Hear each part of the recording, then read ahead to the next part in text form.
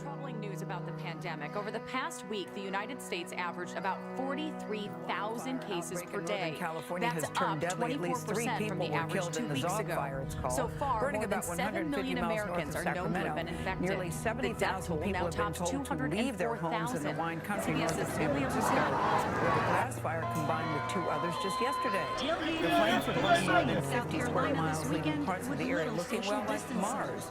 Jonathan Bigliotti is in Napa County with more on this story. Down on karaoke clubs, bars, and crowded Good morning to you. parties. You're looking at yet another home that was about to go up in flames. The fire has destroyed more than 100 structures at this hour as it continues to push its way down the mountainside into neighborhoods. Nearly growing clusters of the virus. New restrictions. Okay, that's it. Okay. I'm done. 9 months ago, if we went back to all the things that we thought 2020 was going to be, absolutely none of them could have possibly been predicted.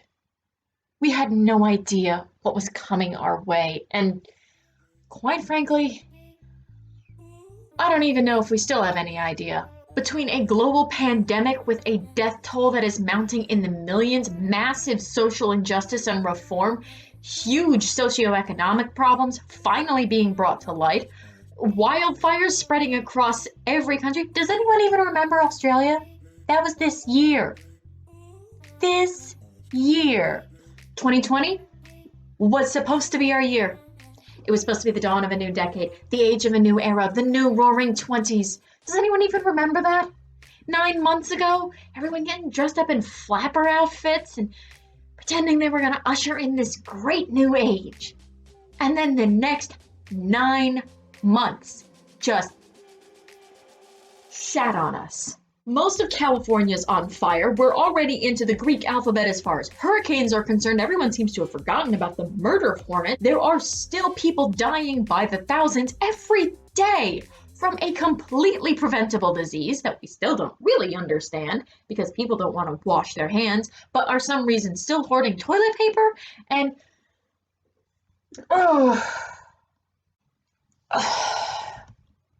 this isn't what 2020 was supposed to be, but it's what it is, or at least what it was. At a certain point, you just can't keep up with it anymore. The crap just kept coming, and then we kept losing people. There just comes a point where you can only take so much, and 2020 has taken enough. I'm taking my 2020 back. How do you reclaim 2020? Step 1, make sure you're registered to vote. And I don't just mean in the big elections, I mean in every election. There's going to be a link in the description box. I want you to click it. I want you to verify that your address is the address they have on file. I want you to verify your polling location. Make sure it hasn't changed. Figure out any and every barrier that could possibly be in your way to voting, and then find a way to get around it safely. More than ever, it is so important that our voices are heard, and not just for the big issues, but for the little ones. Get informed, find out what issues are going to be on your ballot, research them, and figure out where your positions are. Know what you stand for and what's important to you, and then make them listen. Step 2. If you're like me, back when 2020 was a roaring 20s party that you had a funny outfit for, you might have had a list of resolutions. You may have had a list of goals. Pull out that list now. What dreams did you want to bring into this world for the next year? What hopes did you have for your future? What goals did you have? Look at the things that you had planned for your life and figure out if those things still really matter to you. If they do, hold on to them. We'll come back to it. But if they don't, if everything that has happened this year has made you reevaluate what's really important, then maybe come up with some new ones. 2020's put a lot of things in perspective for a lot of people. things that were important to us 9 months ago might be different from the things that are important to us today. Step 3, take steps to heal yourself. Mind, body, soul, spirit, and in every way that is possible. I'm going to talk more about this at the Nerdy Nanny, but this is more than just self-care at this point. This is a matter of your own survival. Take steps to take care of your health, whether that is finding a way to work out safely at home or finding a way to get the mental health support that you need. Take steps to remove things that are bringing destruction to your life. Cut out toxic relationships. Delete Twitter. Give yourself avenues for mental activity that don't involve scrolling through your news feed. Reconnect with the people that are important in your lives and help those relationships. Take steps to heal yourself. Step 4, get involved. I know everyone always says get involved, and there's a reason for that. There are things happening in this world, and they happen with or without your permission, but they don't happen with or without your influence. Whether you believe it or not, you have the power to make this world a better place, even in some small way. Volunteer at an animal shelter. Find a way to help supply kids in at-risk schools with the supplies they need to succeed. Volunteer at a polling location. Take steps to help your community and stand up for the things that you care about. Because if you won't, no one else will. This world is changing, and it's changing fast.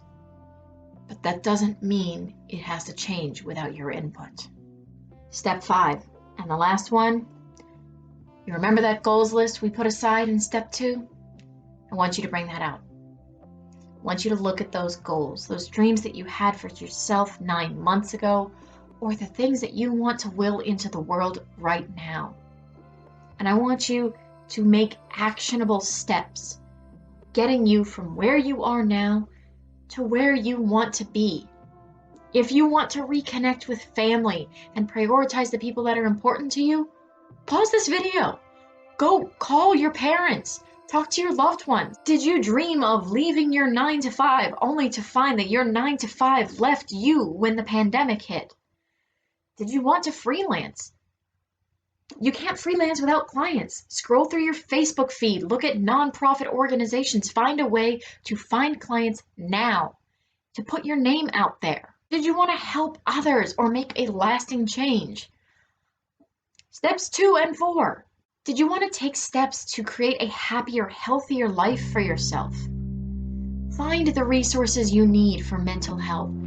Find an exercise routine that works for you, or some way of staying active that makes you happy. Create identifiable, easy to follow steps, taking you from where we are now to where we wanted to be at the end of this year. It doesn't matter if it is 3 steps forward and 2 steps back, as long as you keep moving. 2020 has taken a lot from us, some more than others. And for a lot of us, it's going to be a struggle. Do it anyways. But I, for one, am so sick of losing things in 2020. I am so sick of opportunities disappearing and death notices taking their place. I am sick of reading one headline after another about the world that we're living in. And I am sick of letting 2020 take things from us. We have 3 months left in 2020. 3 months to reclaim the year that was supposed to usher in a new decade. And you can be damn sure that I'm going to use every single second of it. I'm not letting this year win anymore. I can't cure the pandemic. I can't stop social injustice. I can't fix everything that's wrong with the world. But I can take back my 2020. And that's what I'm going to do. And I hope you'll take it back with me.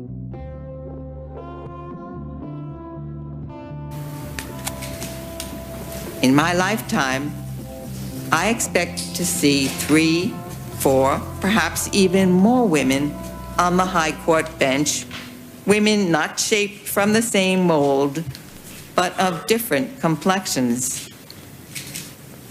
I surely would not be in this room today without the determined efforts of men and women who kept dreams of equal citizenship alive